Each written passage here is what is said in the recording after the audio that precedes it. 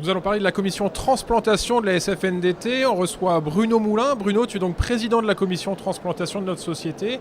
Est-ce que tu peux nous expliquer en quelques mots comment s'est créée ou recréée cette commission dans le cadre de la nouvelle SFNDT? Alors, merci Dominique. Effectivement, il n'a pas échappé à tous les néphrologues que dans le nouveau sigle SFNDT, le terme transplantation avait été retenu pour marquer l'importance de cette technique de suppléance au sein de la nouvelle société savante. Donc la commission de transplantation a pour objectif d'analyser à la fois les problèmes liés au développement de la transplantation et faire des propositions pour améliorer à la fois les moyens et éventuellement les connaissances scientifiques dans ce domaine. Elle réunit des transplanteurs et c'est ce qui fait l'intérêt de cette commission. Elle a également pour objectif d'associer des non-transplanteurs qui participent, comme vous le savez, largement maintenant à la prise en charge des transplantés. Nous avons 40 000 transplantés à prendre en charge en France, autant que de dialysés. Et donc il est indispensable que nous ayons un espace et une communauté de parole autour de la transplantation réunissant les différents acteurs de la néphrologie. Est-ce que tu peux mettre en avant quelques actions principales de cette commission?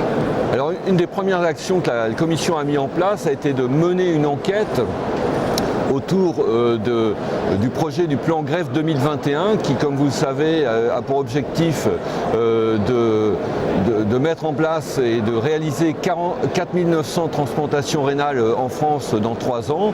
Donc c'est un objectif très ambitieux et notre souci a été d'évaluer quels étaient les moyens actuels des équipes et de savoir s'ils étaient en accord avec le développement, la mise en place de ce plan greffe. Cette étude vient d'être publiée dans Néphrologie et Thérapeutique et elle montre que pour le moment, nous sommes en situation de capacité insuffisante pour répondre à l'objectif du plan greffe 2021, ce qui va naturellement être un travail important à discuter avec nos instances. Et quelques projets pour la suite? Alors les projets, ils sont nombreux. Je rappelle que nous avons été auditionnés par l'agence de biomédecine à l'occasion de la polémique autour du rein local, que nous avons fait un certain nombre de propositions qui vont maintenant être mises en œuvre par la commission autour des conditions d'inscription sur liste d'attente, des conditions de mise en contre-indication temporaire.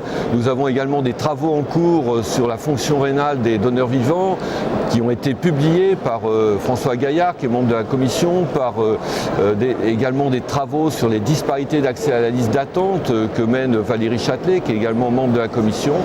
Et puis nous avons encore bien d'autres travaux qui vont avoir comme objectif de repenser les conditions de suivi du transplanté et l'organisation de ce suivi, notamment par l'alternance entre les centres de référence et les centres de proximité.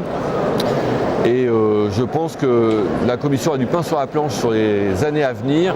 Et ceux qui sont intéressés par venir nous rejoindre pour travailler aux travaux de la commission sont les bienvenus. Et pour terminer, je dirais que les jeunes sont également à l'honneur puisque chaque année la commission remet le prix Jeune Pousse de la greffe. Donc cette année nous avons 3 lauréats et qui auront vendredi la chance de recevoir ce prix.